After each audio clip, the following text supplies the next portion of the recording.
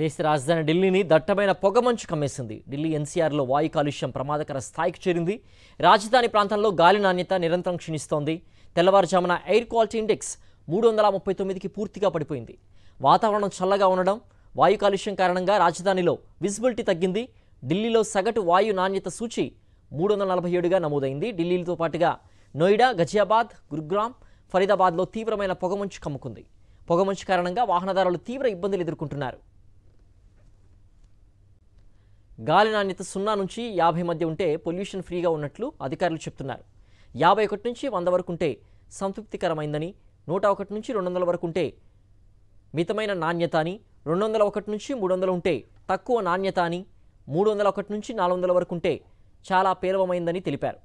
401 నుంచి 500 ఉంటే ప్రమాదకర స్థాయిగా పరిగణిస్తామని పొల్యూషన్ కంట్రోల్ బోర్డు అధికారులు చెప్తున్నారు. గాలి నాణ్యత 301 నుంచి 400 మధ్య ఉన్నప్పుడు జనం శ్వాసకోశ వ్యాధులకు లోనవుతారని వెల్లడించింది. ఏక్యూఐ 401 నుంచి 500 మధ్య ఉంటే తీవ్రమైన కాలుష్యం కమ్మేసినట్లు పరిగణిస్తామని తెలిపింది. ఇది ప్రజల ఆరోగ్యాన్ని ప్రభావితం చేస్తుందని, దీర్ఘకాలిక వ్యాధులతో బాధపడుతున్న వారికి మరిన్ని ఇబ్బందులు తప్పవని పొల్యూషన్ కంట్రోల్ బోర్డు తెలిపింది.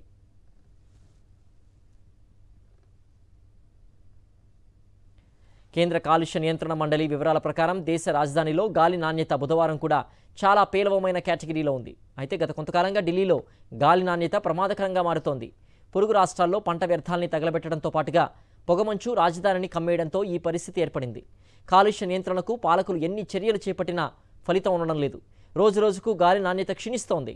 ఈ కారణంగా నగరవాసులు తీవ్ర అనారోగ్య సమస్యలకు గురి కావాల్సి వస్తోంది. మరోవైపు ఢిల్లీ పర్యావరణ శాఖ మంత్రి గోపాల్ రాయ్ ఢిల్లీ సెక్రటేరియట్లో నైట్ షిఫ్ట్ ఉద్యోగులకు హీటర్స్ను పంపిణీ చేశారు. చలిమంటల్ని వేస్తే కాలుష్యం పెరిగే ప్రమాదం ఉందనే ఉద్దేశంతో ఢిల్లీ ప్రభుత్వం హీటర్స్ను పంపిణీ చేసిందని తెలిపారు.